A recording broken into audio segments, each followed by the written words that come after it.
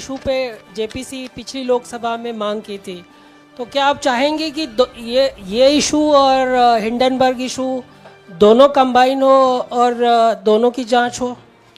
ये जो इशू है, this is a broader issue than just the Adani issue. It is connected to the Adani issue, but this is a much broader issue. This is directly the Prime Minister of India, Home Minister, who are privy to data on actual election results, who have IB reports, who have their own data, who are advising retail investors to buy stock on the floor. This has never happened before. And by the way, the Prime Minister has never commented on stock market before this. This is the first time the Prime Minister has commented, very interestingly, and multiple times, one after the other, saying that stock market is going to boom, stock market is going to boom, stock market is going to boom. And at the same time, he has information that the exit polls are wrong. He has information that he knows what is going to happen because he has IB data and he also has his own party data. हाँ जी रवि, कई चैनलों ने मिलकर ये सब चीज़ किया है, जिस तरह से एग्जिट पोल करके लोगों को गुमराह किया है, जिस तरह से शेयर बाजार में सारा कुछ हुआ है, जी न्यूज़ ने भी इस मामले को उठाया है और बताया है। और आपके कहने का सीधा अर्थ है कि अडानी को इसका फायदा उठाने के लिए किया गया है? नहीं, मेरा कहने का ये अर्थ है कि उसमें अडानी इन्वॉल्व हो सकता है, मगर ये अडानी से बहुत बड़ी चीज है। इसमें बीजेपी के सबसे बड़े नेताओं ने कहा है, रिटेल इन्वेस्टर्स को मैसेज दिया है कि आपको स्टॉक खरीदना चाहिए। उनके पास इंफॉर्मेशन थी कि एग्जिट पोल्स गलत हैं, उनके पास इंफॉर्मेशन थी कि बीजेपी को फुल मेजॉरिटी नहीं मिलने वाली है, और वो जानते थे 3 जून को और 4 जून को क्या होने वाला है। कितने का? 30 लाख, कितना 30 लाख करोड़ का नुकसान हुआ है। कितने का? 30 लाख करोड़ रुपए का नुकसान हुआ है और हजारों लाखों करोड़ रुपए का चुने हुए लोगों को फायदा हुआ है।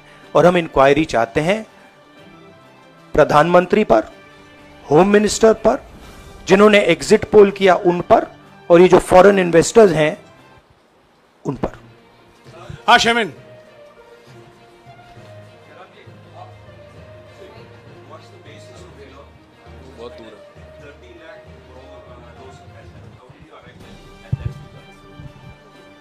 Do you want to explain?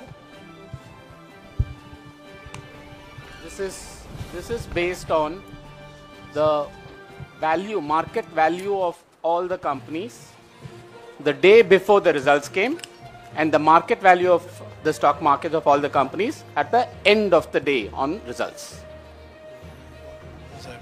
हाँ Sanjeev,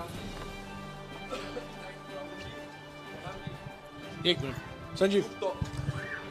Rahul ji, you've talked about, are you alleging the involvement of the Prime Minister and the Home Minister? Yes. And whose money is it? Yes, are you that, that is what I am saying. I am saying that people very high up in the BJP have carried out this scam. I am saying they had partners who carried out these exit polls. We would like to know if these exit polls were actually carried out, if people were actually sent out. And we'd also like to know the methodology of these polls. We'd like to understand who these investors are. We have some sense of who these investors are. So we are not just speaking out of the air. We are confident that if an investigation is done, interesting things will be revealed. And we think the Prime Minister and Home Minister are directly involved in this. Siddharth, जांच होनी चाहिए जिनके share बहुत up गए, जिनके सबसे ज्यादा share खरीदे गए और जिनके शेयर उसके बाद में बेचे भी गए, उन कंपनीज का भी को भी इस दायरे में आना चाहिए, आपको लगता है? हमारा कहना है कि यहाँ पे बड़ा क्लियर है कि स्कैम हुआ है।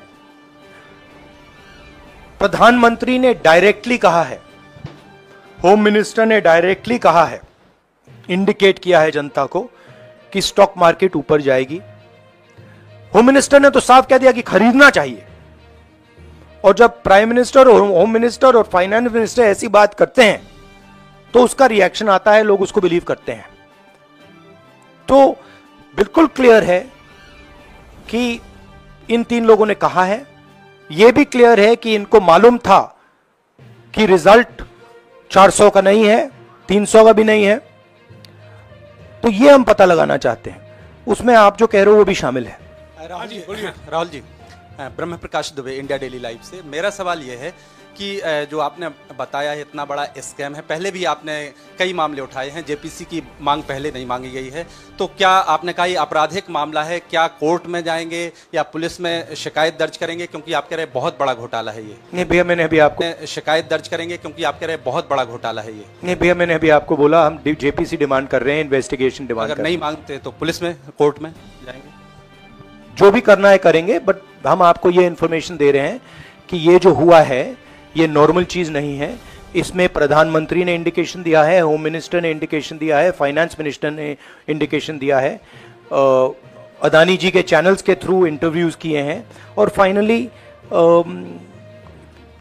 लोगों ने इन्वेस्ट किया है, लोगों ने फाइनेंशियल एक्शन लिया है, कंपनीज ने शेयर खरीदे हैं।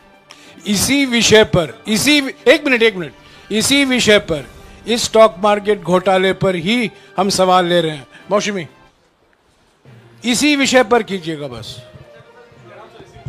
एक मिनट, आ रहा हूं यार, एक मिनट। राहुल जी, एक करके आ रहा हूं यार। राहुल जी, हम लोग ने पहले भी देखा है कि आप लोग ने कई बारी जब सेशन होता है तो सत्ता पक्ष और विपक्ष आमने सामने होता है, जेपीसी की मांग होती है और सेशन पे सेशन वॉश आउट हो जाते हैं और जनता का पैसा वेस्ट होता है। तो क्या आपको ये तो बीजेपी की लाइन है। तो क्या नहीं, मतलब जनता का पैसा के सेशन वाटर, आप ऐसी टी शर्ट ले लो ना, एक मैं आपको दे दूंगा, उनका वो सिंबल दे दूंगा आपको, ये उनकी लाइन है। सवाल आपको पसंद नहीं आए वो अलग बात है, पर आपको किसी नहीं, की सवाल मुझे बहुत पसंद आ रहा है। इस तरह से उंगली उठाने की जरूरत नहीं। आप चेक बहुत अच्छा लग रहा है, बोलिए। बीजेपी का बैच पहनने की आप जरूरत सवाल नहीं। पूछे ना, नहीं, आपको भी जयराम साहब ये बोलना चाहिए, नहीं, सवाल गलत बात है। सवाल पूछे। मेरा बस ये सवाल था कि जेपीसी की मांग पे कई बारी कामकाज ठप हो जाता है, तो क्या आपको लगता है कोई और भी राह आप लोग सड़क की राह इख्तियार कर सकते हैं, क्योंकि ये आम आदमी का पैसा है? हम जनता को एक रियलिटी बता रहे हैं कि यहाँ पे क्लियरली एक स्कैम हुआ है। यहाँ पे प्राइम मिनिस्टर ने इंडिकेट किया है, यहाँ पे होम मिनिस्टर ने इंडिकेट किया है, यहाँ पे फाइनेंस मिनिस्टर ने इंडिकेट किया है। नॉर्मली बीजेपी की ये पोजीशन होती है कि जब भी हम कोई मुद्दा उठाते हैं तो हम पार्लियामेंट का टाइम वेस्ट कर रहे हैं। वही पोजीशन आपने अपनाई है, इसलिए मैंने आपसे कहा कि देखिए आप बीजेपी की पोजीशन ले रही हैं। रियलिटी ये है कि हम जेपीसी करवाएंगे। अब ऑपोजिशन में बहुत ज्यादा ताकत है, बहुत ज्यादा स्ट्रेंथ है, और पूरा जो पार्लियामेंट की सिचुएशन है वो बदल गई है। हाँ जैनेंद्र,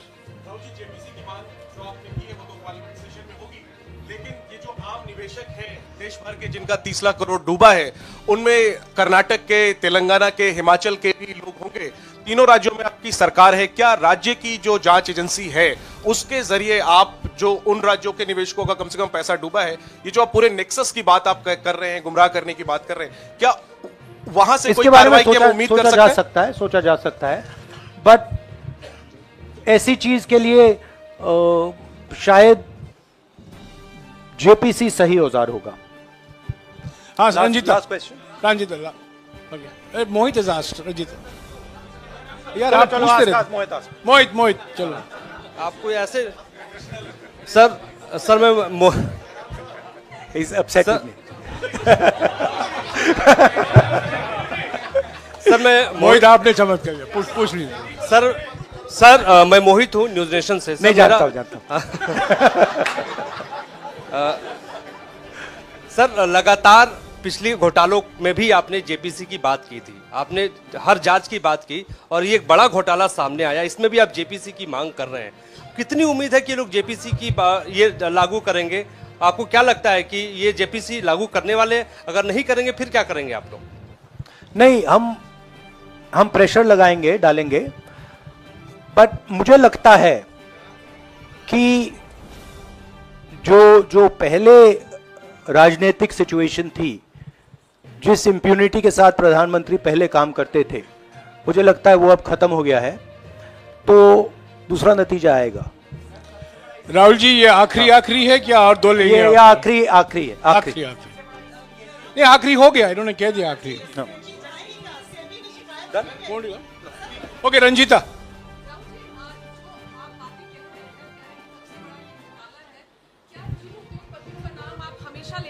चुनावी जो रैलियां रही हैं उसमें भी और उसके बाद भी, क्या आप कहना चाहते हैं कि सरकार ने मदद की है उन उद्योगपतियों को और अमीर बनाने में?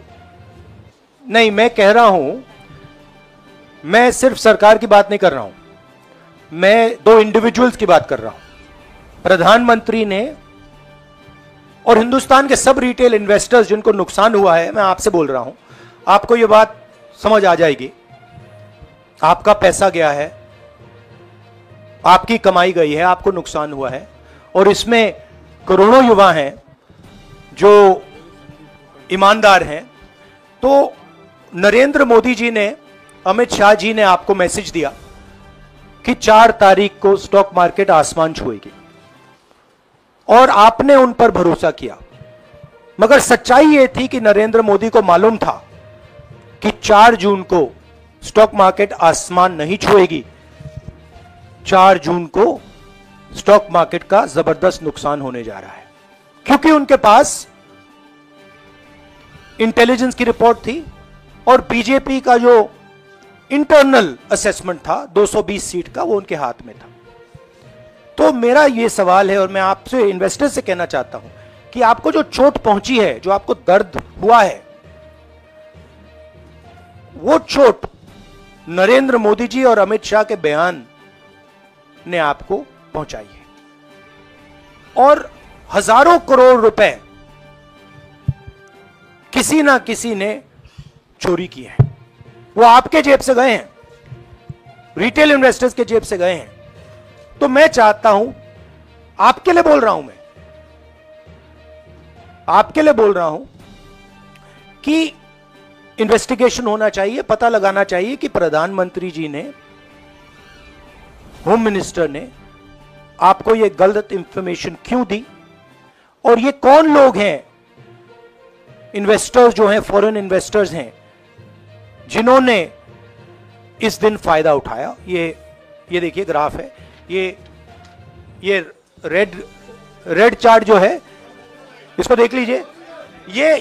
ये नॉर्मल ट्रेडिंग है, ये नॉर्मल ट्रेडिंग है, ये ग्रे वाली नॉर्मल ट्रेडिंग है, और ये जो ट्रेडिंग है ये अबनॉर्मल ट्रेडिंग है, ये 2-3 गुना है, और फिर ये हुआ है नुकसान। तो ये नरेंद्र मोदी जी और अमित शाह से मैं पूछ रहा हूं कि आप में इसमें आपका क्या रोल था, और रिटेल इन्वेस्टर्स के लिए पूछ रहा हूं, आपकी मदद करने के लिए पूछ रहा हूं, और इन्वेस्टिगेशन होगा तो आपके लिए होगा। धन्यवाद।